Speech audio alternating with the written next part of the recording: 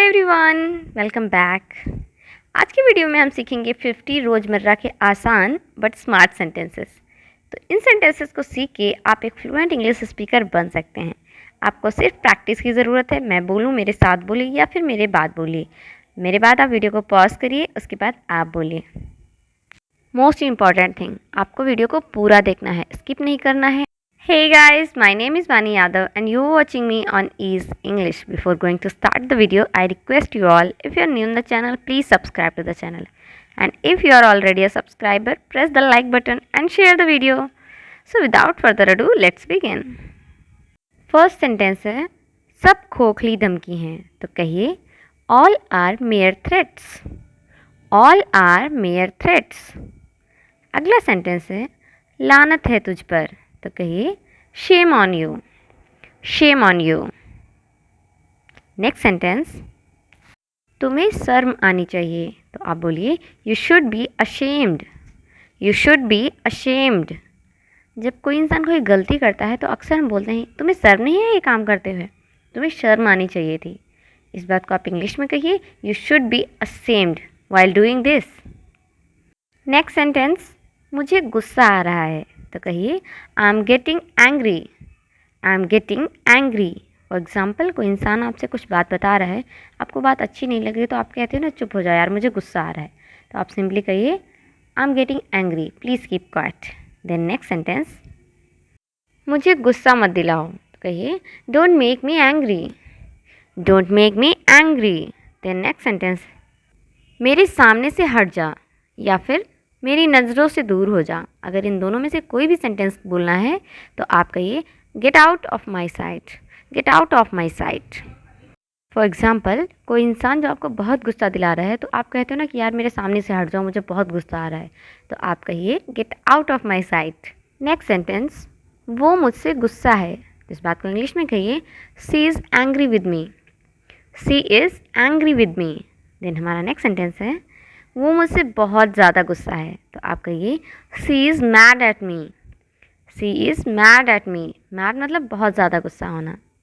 Next sentence, चुप हो जा वरना लतिया दूंगा। तो आप कहिए इंग्लिश में, शट अप और I will be trample you, shut up और I will be trample you. Next sentence, मैं तुझे आखिरी मौका देता हूँ। इस बात को आप कहिए, I give you one last chance, I give you one last chance. या फिर इसको आप ऐसे भी कह सकते हैं, I am giving you one last chance, I am giving you one last chance. Then next sentence, सुधर जा। तो आप कहिए, mend your ways, mend your ways. सुधर जा हम तब बोलते हैं जब हमें ऐसा लगता है कि कोई हमारा भाई या बहन कोई सही रास्ते पे नहीं चल रही है, गलत रास्ते पे चल रही है, तो हम उसे कहते हैं ना, सुधर जा। तो आप उसे इंग्लिश में कहिए, mend your veg. Next sentence, ये तो मानी हुई बात है। तो इसे इंग्लिश में कहिए, it goes without saying, it goes without saying. For example, कुछ पहले से जो हमारी मान्यताएं होती हैं, लोग पहले से ही वो बात मानते हैं और वो आपको कोई बता रहा होता है तो आप कहते हैं ना, ये तो मानी हुई बात है। तो आप कहिए, it goes without saying. Then next sentence, दो नावों पर पैर मत रखो। इस बात को आप कहिए, don't ride two horses at once, don't ride two horses at once.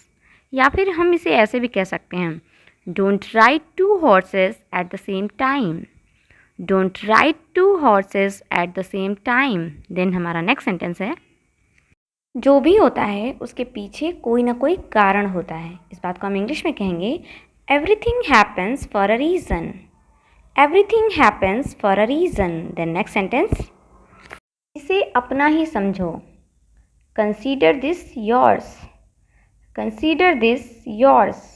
For example, आपके घर कोई गेस्ट आता है और आपकी चीज़ों के बारे में जानना चाहता है, पूछता है, आपसे छू लेता है, तो आप कहते हैं ना, आराम से ले लो, अपना ही समझो। तो आप कहिए, consider this yours. Then next sentence, इसे हमारा आशीर्वाद समझो। तो कहिए, consider it our blessings, consider it our blessings. Next sentence, मुझे शुरू से ही पता था। तो इस बात को आप इंग्लिश में कहिए, I knew from the very beginning, I knew from the very beginning. जैसे अक्सर हमारे जो नेबर्स होते हैं वो कहते हैं ना कि मुझे तो पहले से पता था ये बच्चा बहुत आगे जाएगा। अगर उन्हें कोई ऐसी बात कहनी है कि मुझे शुरू से ही पता था, तो उन्हें कहना चाहिए I knew from the very beginning. The next sentence, वो इसके लायक ही नहीं है। तो आप कहिए he is not worth it. He is not worth it.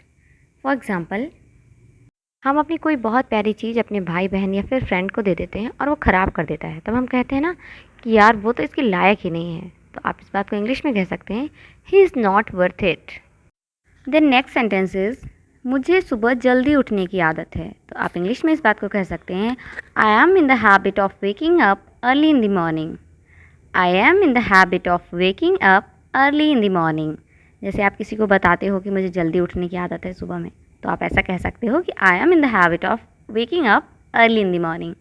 Then next sentence, मुझे पूरी रात जागने की आदत है। तो इस बात को आप इंग्लिश में कहिए I am in the habit of staying up all night. I am in the habit of staying up all night. Next sentence is मैं पूरी रात जागकर पढ़ाई करती हूँ। तो आप कहिए I stay up all night studying. I stay up all night studying. Next sentence, ये कोई हंसने की बात नहीं है। इसे आप इंग्लिश में कहिए it is no laughing matters. It is no laughing matters. For example, आपने कोई बात किसी को समझाई और सामने वाला इंसान हंसने लगा, तो आप कहते हो ना ये कोई हंसने की बात नहीं है, तो आप कहिए it is no laughing matters. Then next sentence, वो हमेशा अपने मन की करता है। तो कहिए he always does what he wants. He always does what he wants. जैसे कि कुछ बच्चे होते हैं या कुछ लोग होते हैं वो अपने मन के होते हैं, उनके लिए सब लोग यही कहते हैं कि वो हमेशा अपने मन की ही करता है। तो कहिए he always does what he wants. Next sentence, यही तो मुझे चाहिए था, या फिर आप कह सकते हो ये तो बिल्कुल मेरे मन का है। तो आप कहिए it's just what I wanted. It's just what I wanted. For example, आपका भाई आपके लिए कोई गिफ्ट लेके आया है, तो आप देख के खुश हो जाते हो और बोलते हो कि यही तो मुझे चाहिए था, या फिर आप कह देते हो कि ये तो बिल्कुल मेरे मन का है। तो आप इंग्लिश में कहिए it just what I wanted. Then next sentence, मुझे हमेशा से यही चाहिए था। तो कहिए it's just what I have always wanted. It's just what I have always wanted. Then next sentence, तुम किसकी तरफ हो। तो कहिए whose side are you on. Whose side are you on.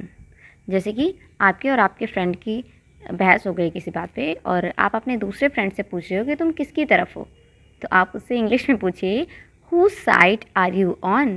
Then next sentence, तुम्हें केवल अपनी पड़ी है, या फिर आप कह सकते हो तुम केवल अपने बारे में सोचती हो। तो इसका इंग्लिश ट्रांसलेशन होगा you only think of yourself. You only think of yourself. Then next sentence, वो अचानक से टपक पड़ा। तो कहिए he arrived out of thin air. He arrived out of thin air. जैसे आप कुछ काम कर रहे हो, सडनली कोई आपके घर आ जाता है, तो आप कहते हैं ना वो अचानक से टपक पड़ा। तो कहिए he arrived out of thin air, या फिर आप इसके लिए ये भी कह सकते हो he approved out of thin air. He approved out of thin air. Then next sentence, वो अचानक से पता नहीं कहाँ चला गया। तो कहिए ही डिसअपियर्ड इनटू थिन एयर। ही डिसअपियर्ड इनटू थिन एयर। या फिर आप ऐसे भी कह सकते हो ही वैनिश्ड इनटू थिन एयर। ही वैनिश्ड इनटू थिन एयर।